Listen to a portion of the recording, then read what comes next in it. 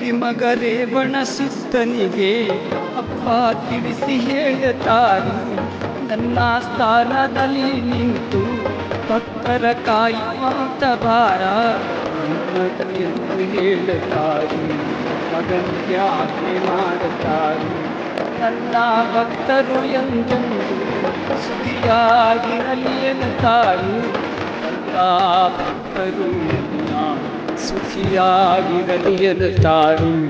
ಹೇಳಿಕೆಯಲ್ಲಿ ಹೇಳುತ್ತಾರೆ, ರೇಣುಕನವರ ಪುತ್ರರು ಶರಣಗಿರಪ್ಪ ಮುತ್ತವರು ನನ್ನಾಜ್ಞೆ ಪಾಲಿಸು ಎನ್ನುತ್ತಾರೆ. ಸಾಕ್ಷಾತ್ ರೇಣುಕರೇ ಇವರು.